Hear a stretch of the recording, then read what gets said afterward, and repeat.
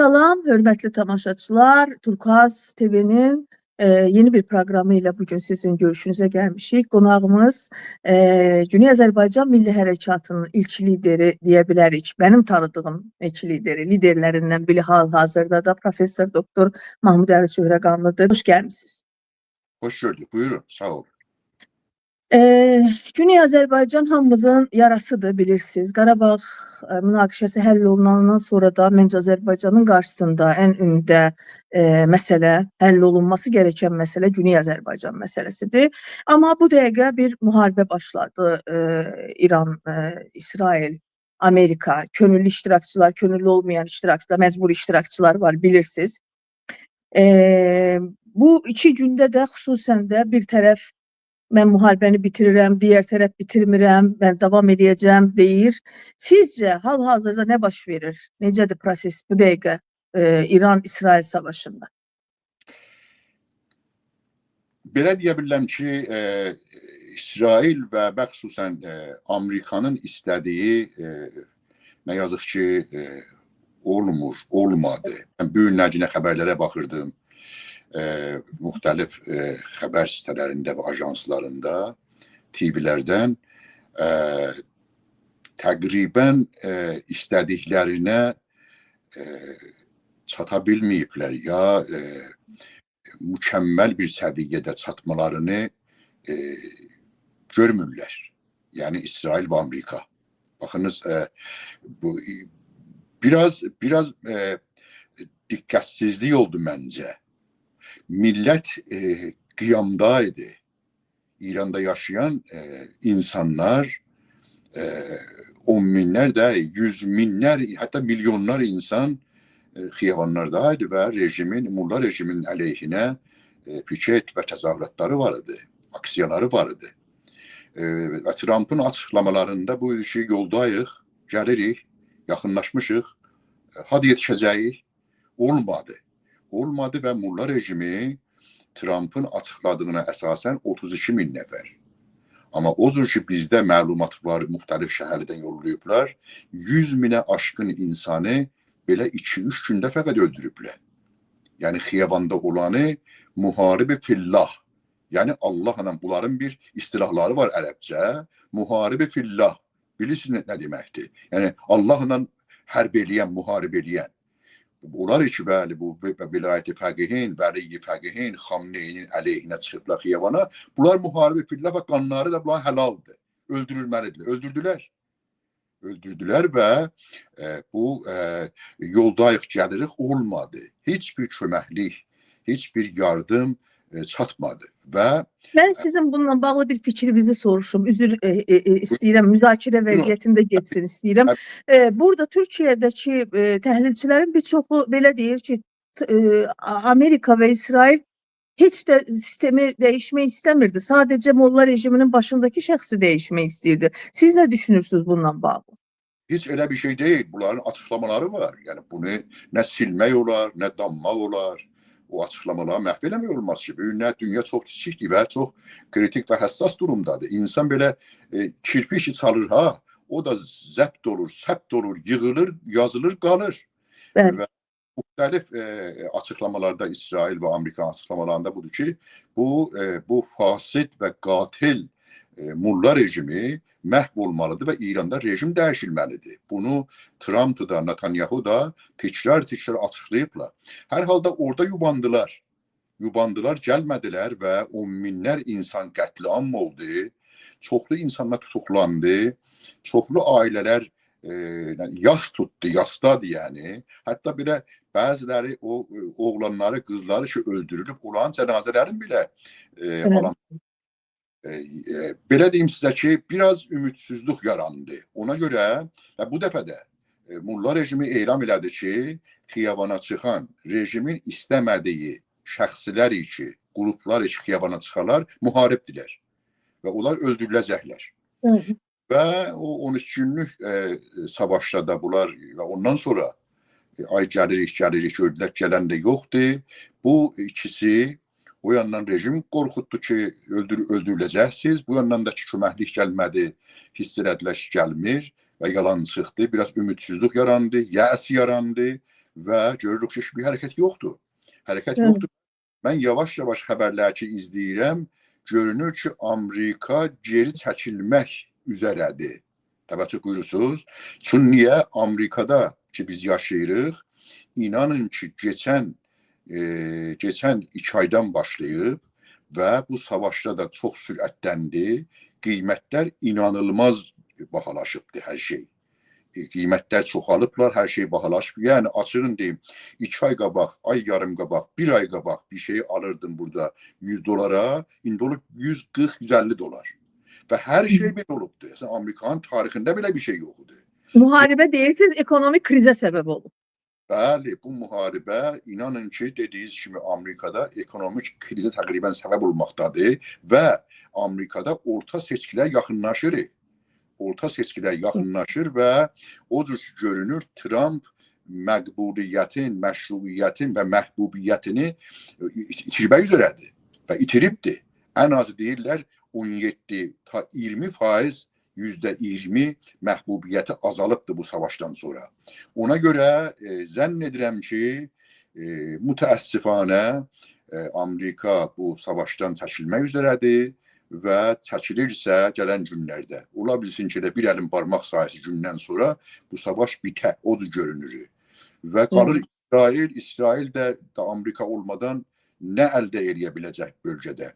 Hər halda Hatta mesela Trump dünən yox ondan önceki günkü çıxışında da dedi ki biz savaşı bitiririk dedi. Ben açıqlama verəcəm, mətbuat konferansı eləyəcəm. Mən bir şey soruşmaq istəyirəm sizdən. Deməli onda biraz bu ümid satdılar İranda azadlıq istəyən xalqa. Yəni biz təkcə bu dəqiqə Güney Azərbaycandan danışmırıq. İranın həqiqətən də demokrat istəyən xalqı, rejimin dəyişməsini istəyən xalqı var. Yəni insanları var, vətəndaşları var. Onda bu dəqiqə Amerika və İsrail istədiyinə çatmasa, rejimi dəyişə bilməsə, biz qətiyyətlə deyə bilərikmi müharibə bitən kimi yenə içəridə qətliam olacaq, həmin o etirazçılara qarşı ciddi bir repressiya uygulanacaq? Təbii ki, baxınız rejim dünyaya açıq deyil. Rejim kapalı bir rejimdir, bağlı bir rejimdir. Bütün gözlər iki rejimi görür olan hamısının qarşısını alır, ya öldürür, kör edir, ya da ki bir nəhvinə maneə törədir ki, o rejimin cinayətlərini görməsinlər. Olacaq elə bir şey. Və ondan daha qorxunc məsələ budur ki, rejim payaları möhkəmləşdi. Yəni daha rejimi təhdid edən İsrail sakit qalacaq. Rejimi qorxudan və təhdid edən və dəyişməyə çalışan Amerika çox uzaqdadır. 12.000 kilometr uzaqdadır və bu bahis olur ki, bunlar o rejimi təhdid eləməsə kim rejimi təhdid edəcək? Millət ki məyus oldu. Millət ki yalqız qaldı. Millət ki 10 minlər nəfərini öldürdülər və yenə də davam edir. Və Amerika və İsrail ki bu rejimi gəlirdi darmadağın ediyə, məhv ediyə, dəyişə, onlar da ki dal oturdular. Geri oturdular və görünür ki bu rejim əgər belə olursa mən qorxuram ömrü biraz uzana. Ama burada İran'a da böyük zərbə dəydi, iqtisadi anlamda böyük zərbə dəydi. Ömrü uzanmaqdan ziyadə siz düşünmürsünüz ki, qalsa en azından bir yumuşalmağa getsin. Siz bilirsiniz ki, son dönemlər başörtüsü ilə əlaqəli bir yumuşalma vardı. Müəyyən şeylər eləməyə çalışırdı İran rejimi ki, ömrü uzansın.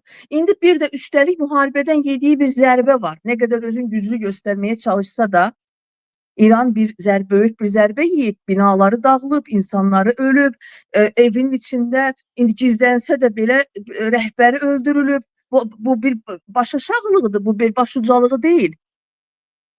Bu zərbədən sonra zəifləyəcək, yəni zəifləyib zaten də biraz daha rejimə düşməsi üçün uzanması deyil də daha qısalması deyə bilərikmi bununla əlaqəli?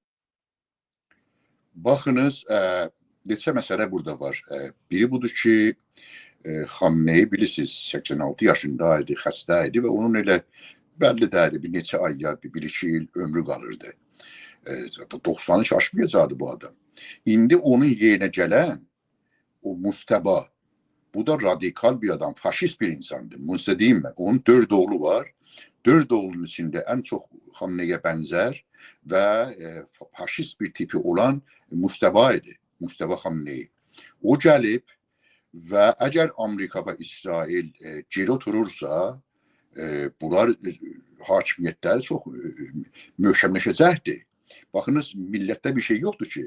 Millət elə azından ölür. Millət bu savaşdan qabaq da yəni azından ölürdü. Yəni hələlik kuponla yaşayır. Kupon deyəndə yəni ayda biraz buna düyü verəcəklərdən, biraz pənir verəcəklər, nə verəcəklər, onunla ancaq elə qarnın doyursun ki, ölməsin azından. Bir də deyirsiniz zəiflədi, bunlar o qədər oğurlayıblar millətdən ki, milyardılar dolar, onlar da 100 milyarda aşan sərvətləri bunların var, həm xaricdə, həm daxildə. Bunlara bir şey olmayacaq ki. Millətdəki məyus oldu, susacaq, sakit qalacaq. Xəyal qırıqlığı yaşadı. Bəli, xəyal qırıqlığı yaşadı və yaşayacaq və bunlara zərər olmayacaq millətin ki. Bunlara zərər olmayacaq. Sizin fikrinizi bir də bu xəyal qırıqlığı, ümid tacirliği yaptılar dedik. Amerika, İsrail ümid tacirliği yaptı, amma rejimi dəyişə bilmədi. Bir də Pəhləvilər ümid tacirliği yaptı. Yəni çox böyük zərbə vurdular. Onunla bağlı fikrinizi eşitmək istəyirəm. Dəqiqən nəzəriniz doğrudur. İsabətli bir söyləyişdir. Belə deyim, bəli, bu Pəhləvi xəbis, bilirsiniz ki, İranda nüfusun təqribən yarısı türklərdir və bunun 40 milyonu aşan fəqət Azərbaycan türkləridir. Bunlar indi lazım deyil ki, bir tarix olsun. Çox rahat eləyə bilir. Bunu sizə mən deyim, Pəhləvini sevənlər Azərbaycanda %40'a yaxınıdır. %40-45 var idi. Amma 1946'da o qətliam, o cinayət, o təcavüzlər, o dəri soymalar, o qurbanlıq kəsmələr Pəhləvi rejiminin ordusunun qarşısında Pişəvərinin hakimiyyətində olan bəzi ya onun hakimiyyətini sevən ya orada əskərlik yapan və edən şəxsləri ordunun qarşısında qurban kəsdilər. Dabanlarına at nalı mıxlayıb onları xiyabanlarda qaçırtdılar. Yəni açığın deyim 25-35 min insan 1-2 günün içində qətliam oldu. Bunu ki açıqladıq və millət gördü bu gerçəkdir. İnanın ki o Pəhləvini sevənlər Azərbaycanda yendi. Türklərin içində nüfusun ən azı yarısıdır. İran nüfusunun 90 milyonun 45 milyonundan çoxu türklərdir. O yendi %3'lərə, 4'lərə, 5'lərə. Yendi. Və bu yandan Pəhləvi xəbisinin Avropada qarşılanması və Almanda bilirsiniz o böyük bir toplantı var idi. Orada iştirakı, orada çıxışları, budur ki biz gəlirik filan. Bu bəli fasların içində və əlbəttə bəluslar rədd elədi bu insanı, ərəblər də rədd elədi. Kürdlərin bir qrupu bunu ki onlara muxtariyyət özətlik qərarı versin, onlar qəbulləmişdi. Azərbaycan da rədd elədi. Fasların da ən azı %30'u 3'dən biri bunu rədd elədi. Qaldı fəqət təqribən faslar.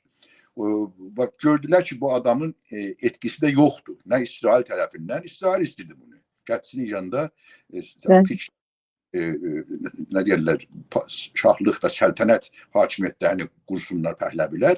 İsrail də çox istədiyindən deyil, kukla kimi oynadacağı üçün gətirəcəkdi onu. Təbii ki, o İsrailin əlində bir oyuncaq idi. Rəsmən bir kukla idi İsrailin əlində. Heç bir şey deyil o. O belə, mən bilirsiniz, ailəsini qoruyamayan bir insandır. Ağılsız, zəkasız, təcrübəsiz bir elemandır o. Bir Amerikanın və məxsusən dediyiniz kimi İsrailin bir elemanıdır. Bunlar müsbət nəticə buraxmadı. İçəridə insanlar, Azərbaycan baxınız, sustu. İnqilablar beşiği deyirlər Təbrizə. Devrimlər və inqilablar beşiği Təbriz. Bütün inqilablar orada başlar və qələbəni də orada çalar, Təbrizi çalar. %100 sükut elədi, sakit qaldı, səssiz qaldı. Heç tərpəniş və hərəkət olmadı. Onun da böyük zərəri oldu. Hələlik durum budur maalesef. Nə yazıq? Pəhləvinin müsahibələrini mən özüm də izlədim. Yəni o qədər savadsız, gündəmi bilməyən, qeyri-ciddi, yəni çox üzücü odur ki, hətta məsələn ölkədə demokratiya istəyən farslar belə bu qədər naşı, yetişməmiş, özünü yetişdirməmiş bir adamın arxasınca getdilər. Yəni o qədər çarəsizdilər ki, belə bir adamı dəstəklədilər. Amma məni üzən bir şey və sizin də fikrinizi bununla bağlı öğrenmək istəyirəm. O insanlar bu çarəsizliyə rəğmən həmin o Pəhləvi dəstəkli mitinqlərdə Güney Azərbaycan bayraqları ilə çıxanlara qarşı çox aqressiv idilər. Yəni öz haqlarını istəyənlər qonşu xalqın, bir ölkədə yaşayan, eyni ölkənin vətəndaşı olan, illərlə haqqı tapdalanan xalqa qarşı bu qədər aqressiv idilər. Yəni çox təəssüf hissi ilə izlədik biz bunu. Siz nə düşünürsünüz bundan bağlı? Nəzəriniz, fikriniz və dedikləri kamilən düzdür, doğrudur. Baxınız, bu adam yeniyetmə yaşlarında İrandan çıxdı və atası öldü. Bilirsiniz, Mısır'da öldü və bu burada və 30 təqribən 35 milyar dolara yaxın İrandan sərvət oğurladılar bunlar. Nə mənə binalar var idi, mərkəzlər var idi, para yatırmışdılar, kampanyalar var idi Avropada və Kanada və Amerikada. Bunların hamısına bunların köməkliyi ilə sahib çıxdılar və onun işi fəqət burada eğləncə idi. Dediyiniz kimi nə siyasi təcrübəsi var, nə bir idari təcrübəsi var, nə müdiriyyət təcrübəsi var, nə yönetim təcrübəsi var. Heç bir şey yox, əxlaqsız, ərdəmsiz, şəxsiyyətsiz bir adam ki, pul içində ağınır, millətdən oğurladığı paraların içində ağınır və kefin çəkir. Bu da bizim yanımızdadır burada. Təqribən bir 20 kilometr fasilə ilə Maryland'da yaşayırlar. Washington'a yapışan Maryland'ın o bölgesinde yaşayırlar. Ona göre onun da inanılmaz mənfi etkisi və təsiri oldu bu içəridə.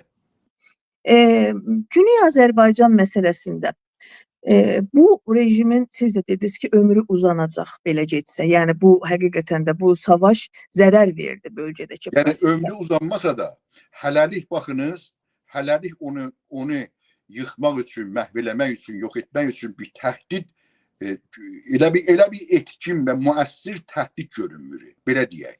Bəli.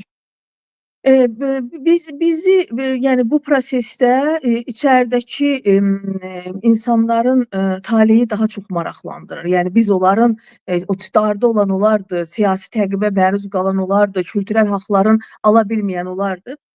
Amma biz qıraqdan yetərincə dəstək də görmədik onlara qarşı. Hər kəs İranın parçalanmasını, hər kəs deyəndə ki, çevrə ölkələr dedilər ki, biz İranın parçalanmasına qarşıyıq. Bölgədə Amerikanın, İsrailin sözünün keçməsi qəbul edilməzdi və elə axır. Siz də bilirsiniz bunları. Biz Güney Azərbaycanın bundan sonraki siyasi taleyi ilə bağlı hansı proqramla hərəkət etməliyik ki, həm Türk dünyasından, özəlliklə Kuzey Azərbaycandan, Türkiyədən, həm də dünyadan biz Güney Azərbaycanla bağlı yetərli dəstək alaq. Yəni bizim bir proqramımız olmalıdır bununla bağlı, stratejimiz olmalıdır. Necə hərəkət olunmalıdır bundan sonra? Nə yazıq ki, işimiz çox çətin və zordur. Yalqız qalmışıq.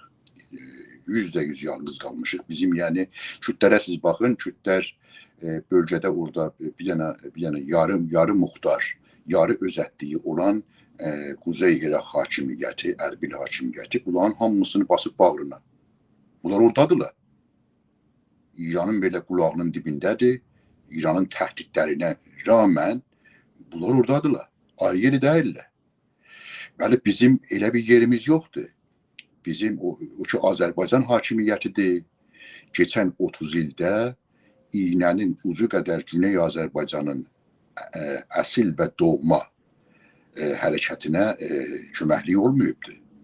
Və çoxlu ihanətləri olub, xiyanətləri də olubdur. Açığını sizə deyim. Əlbəttə Nəcməddin Sadıqovlar, Əli Həsənovlar, Ramiz Mehdiyevlər. Bizə sənədlər var. Sənədlər var ki, bunlar çağırıblar, söhrəqanlı yox və camuh yox, nə mənə qurusuz qurun arxanızda və qurublar. Onlar elə Azərbaycan dövlətinin özünə də xəyanət ediblər, bilirsiniz. Yəni açıldı. Bəli, ən üst düzeydə olan, demək olar Quzey Azərbaycanı idarə edənlərin ən üst düzey 10 nəfərlərinin bunlar 2-3 nəfər idilər. Və sonunda Sayın Əliyevə də bunlar ihanət və xiyanət eləməyə başladılar və alındılar və indi təqribən nəzarət altındadılar. Yəni ki, daha xiyanətləri sürməsin. Mən baxırdım burada ekonomistin təhlillərinə və yorumlarına yazır ki, İran dünyada 5-ci ən sərvətli və varlı ölkədir. Nə qədər sərvəti var? 25 trilyon, 28 bağışlayın. 28 trilyon dolar bu ölkənin yeraltı və yerüstü sərvətlərinin nə deyirlər, qarşılığıdır. Qarşılığıdır bu 28 trilyon dolar. Və biz hesabladıq, dostlarla otduq, köməkli də aldı hesabladıq. Güney Azərbaycan hər yeri doludur Muğan tərəfi petrol və qazla, qızılla, dəmirlə, bakırla, mislə, ruhla, alüminiumla, mərmərlə və bilirsiniz ki, Güney Azərbaycanın Quzey Azərbaycan kimi Astarası var. Astara hardadır? Xəzərin qırağındadır. Xəzərin sahilindədir. Ondan sonra ən böyük İranın limanı bugün Əncəlidir. Əncəli 1945-lərə qədər Azərbaycanınkidir. Güney Azərbaycanınkidir. Baxınız, inanın ki, nə qədər Türkmənistanın Xəzər qırağında petrolu qazı var, ondan daha çox, nə qədər Quzey Azərbaycanın Bakının qarşısında petrol və qaz quyuları var dənizin içində, Xəzərin içində, ondan az olmayan bizim orada petrol və qazımız var. Bunda hər şeyimiz talanır və oğurlanır.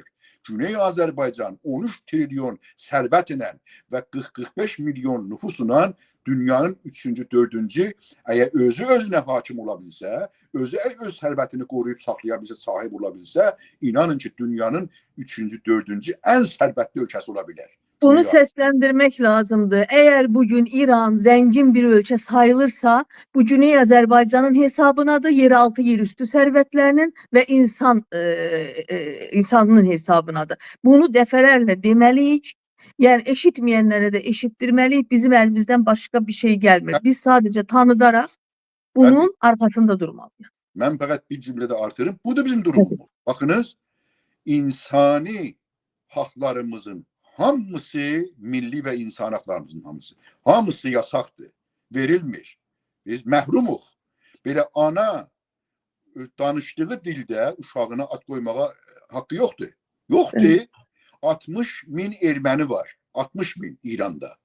Bunların baxınız, Kudakistan yəni uşaqlar bağçası, ilkokul, dəbistan, ortaokul, lisə, universitet lisansları, fوق lisansları, Tehran Üniversitesində doktoraları, milli, mədəni, kültürel mərkəzləri, hər şeyləri var. 60 min erməninin 45 milyon Türkün bir mədrəsəsi ki, orada ana dilinin alfabesini öyrəni yoxudur. Bu, mənəvi cəhətdən. Maddi cəhətdən də bütün sərvətimizin başında duranlar, onları talayıb çapanlar və uğurlayanlar hamısı paslardır. Burada Qaradağımızda qızıl və bilirsiniz, Bakır, mis mədənləri var. Məsulları kimdir? Kirmanlılardır, paslardır. Buradan çıxadılır, hamısı aparılır, götürülür Kirmana. Azərbaycanını hətta fəhlə kimi işləməyə o da icazə vermirlər. Fəhlə kimi o mədəndə işləməyə icazə vermirlər. Durum budur. Hətta Urmu gölünü qurudaraq da oradakı təbii sərvət, oradakı önəmli, orada bahalı maddələr var. Onları belə satırlar. Oradan belə bizim üzərimizdən pul qazanırlar. Mən burada Azərbaycan təbii siyasi, dövlət ayrı bir şeydir. Milli maraqlar ayrı bir şeydir. Mən onu anlayıram. Türkiyənin də PKK kimi bir dərdi var. Siz də bilirsiniz. İllərlə başına bəla olub Türkiyəni güclənməyə qoymur və Batı dəstəklidir. Bu da Qərb dəstəklidir. Təəssüf ki, Azərbaycanın da içinə həm İran çoxlu zamanında agent yerləşdirdi, həm də Rusiyadan, bizim Sovetlərdən ayrılandan sonra bayaq adları çəkdiniz, yetərincə düşmənimiz vardı, bir də Qarabağ problemimiz vardı. Amma artıq Qarabağ problemi həll olunub, artıq o düşmənlərin çoxu ifşa olunub, Türkiyə artıq PKK ilə bağlı ciddi irəliləyişlər edir. Bizim bugünkü əsas problemimiz Güney Azərbaycan məsələsini onlara tanıtmaq. Hani bu bilirsiniz də, yəni Amerikada da belədir, müasir inkişaf etmiş ölkələrdə də belədir ki, siyasi qərarları bəzən siyasətçilər özləri ala bilməyəndə çox təpki gələcək. Göndərirlər sivil toplum quruluşlarına, enstitülərə, kamuoyu oluşdururlar. Orada toplumun tələbi gəlir və o toplum deyirlər ki, cəmaət istəyir, biz başqa bir şey eləyə bilmirik. Yəni bunu biz oluşturmalıyıq. Əlimizdən gəldiyi qədər bunu eləyəcəyik də. Heç bir yerə gedə bilməzlər. O siyasilər, necə ki Trump bu gün məcbur o müharibədən geri çəkilmək istəyir, xalqın səsini ala bilsin deyə. O siyasilər də sabah millətə hesab vermək üçün Dünya Azərbaycan məsələsi ilə bağlı həssas davranmaq zorundadılar. Yəni bundan ötürü biz də əlimizdən gələni eləyəcəyik. İçəridəki vəziyyətlə bağlı sizin fikrinizi soruşmaq istəyirəm. Bu həbsxanalarda bilirsiniz də, bəzi bizim liderlərimizdən içəridə fəaliyyət göstərən insanlar çox, onlar daha ağır vəziyyətdədirlər. Və onları həbsxanada idilər. Onların çoxunu almışlar həbsxanaya və bu müharibə başlamadan əvvəl də biz eşitdik ki, onları müxtəlif yerlərə daşıyıblar evin həbsxanasından. Bunlarla bağlı məlumat varmı? Bir də siz o insanlarla əlaqədəsinizmi? Yəni o fəaliyyətlərinə bir dəstək verirsinizmi? Çünki mən anlayıram, siz özünüz də qürbətdəsiniz, siz özünüz də mühacirsiniz. Yəni o siyasi fəaliyyəti uzaqdan davam elətdirmək çox daha çətindir. Amma onların bizim bir sözümüzə, bir hərəkətimizə, bir səsimizə ehtiyacı var. Onlarla bağlı sizin məlumatınızı almaq istəyirəm. Sizdən məlumat almaq istəyirəm. Gəldim oraya bir bəxət 2 cümlə o öncəki məsələ ilə bağlı.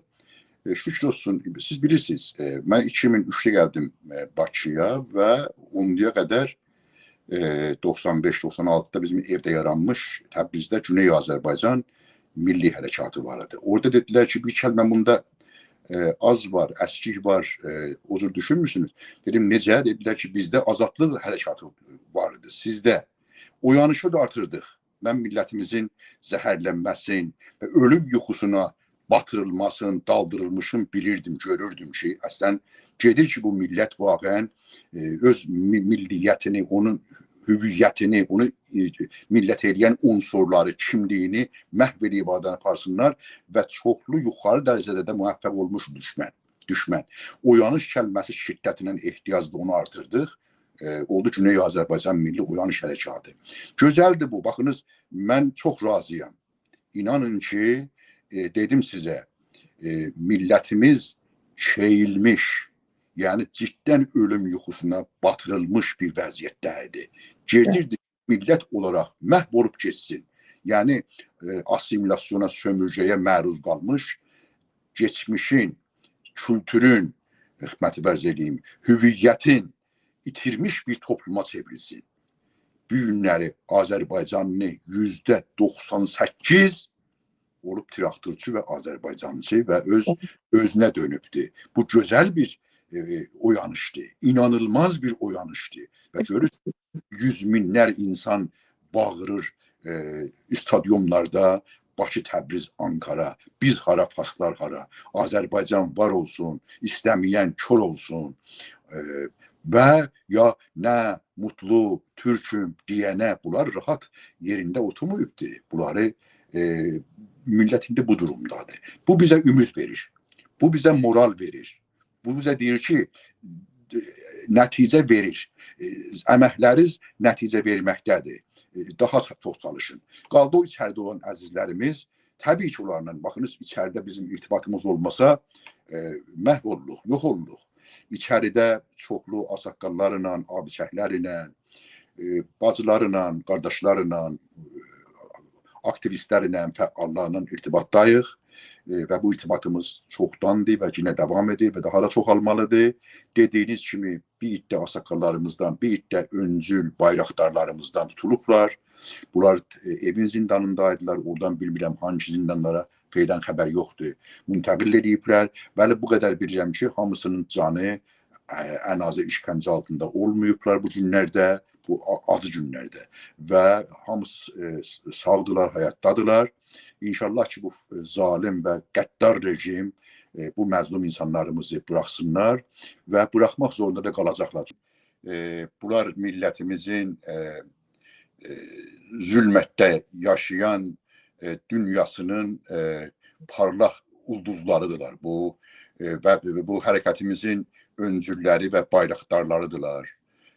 Bunlara əlimizdən gəldiyi qədər dəstək verməliyik, himayət edəməliyik.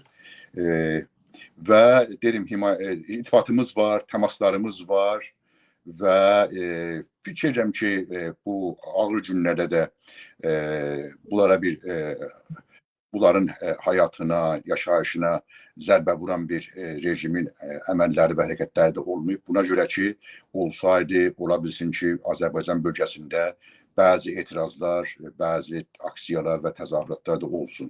Hər halda bunlarla irtibatdayıq, yəni irtibatda olmasaq, təmasda olmasaq, hərəkətimiz zəiflər və problemlərlə üzbəyiz ola bilər. Güc birlikdədir. Zəfər yaradan və qələbə yaradan güclər sadiq və səmimi güclərin birləşməsindəndir ki, biz çalışırıq birləşməmiz və birliyimiz, birgəliyimiz olsun. Buyurun. Bununla bağlı mən də fikrimi demək istəyirəm. Siz ilk dəfə də gələndə Azərbaycana, ikinci dəfə də gələndə bizim yəni müsahibəm olmuşdu mənim. Amma bir neçə jurnalist birlikdə gəlmişdik sizlə müsahibəyə və Əbülfəz Elçi bəyin sizinlə bağlı fikirlərim mən həmişə dostların yanında da təkrar edirəm. Bugün Güneyin içində hərəkat varsa, bugün Güneyin içində liderlik varsa, bunun kökünü yəni son dönəmdə, son qalxışda, təbii Pişəbəri hökumət dönəmini falan demirəm, son dönəmdə, son bu 30 illik tarixdə siz qoymuşsunuz. Təbii ki, bunu sizdən o estafeti alıb, o bayrağı alıb davam eləyənlər var, amma sizin əməyiniz də burada danılmazdır. Heç unutmuram bəyin sizinlə də bağlı söhbətin, həm alim olaraq, həm aydın olaraq, həm millətin sevən bir şəxs olaraq sizin Güney Azərbaycanın milli hərəkatındakı rolunuz çox önəmlidir. Mən ümid edirəm ki, biz hamımız, yəni Güney Azərbaycanın müstəqil olacağı günü görərik. Bu əmək də boşuna getməmiş olar. Ən azından bu həyatın, bir fəaliyyətin sonucunu görmüş olarıq. Mənim Güney Azərbaycan məsələsinə bağlı sizin fikrinizi bilmək istədiyim bir mövzu daha var. Bilirsiniz, həm federalizm, həm İranın türkləşməsi ilə bağlı proses gedir, həm istiqlalla bağlı dəstəkləyənlər var. Təbii ki, hamımız Güney Azərbaycanın özgür olmağını istəyirik, müstəqil olmağını istəyirik. Bu başqa bir şey. Amma siyasət, siz də bilirsiniz Mahmud Əli bəy, yəni siyasət hər zaman bizim istəklərimizlə olmur. Biraz burada manevralar lazımdır, müəyyən situasiyalara uyğunlaşmaq lazımdır. İstiqlal olmasa, bugün Güney Azərbaycan üçün ehtiyat variant və ya ehtiyat plan nədir? Baxınız, bəziləri, əlbəttə mənim bir cümləm var, o cümlədən istifadə ediblər və bəziləri də quzeydə və güneydə deyirlər ki, Azərbaycan İran deyildir, İran Azərbaycandır. Bu tamam, bu tarixdə belə olub. Amma bu da düşünməliyik ki, baxınız İngiltərə bir zamanlar var idi ki, dünyanın təqribən 1/4 hökm sürürdü İngiltərə. Bu yaxın geçmiş tarixdə belə olub. Osmanlı 600 ildən çox dünyanın təqribən 1/5 hökm sürürdü. Bir günləri belə o Türkiyəmiz Atatürk'ün anadan olan şəhəri Selanikdir. İmkanı yoxdur ki, o şəhri əldə eləyə və o şəhər Türkiyənin bir hissəsi ola.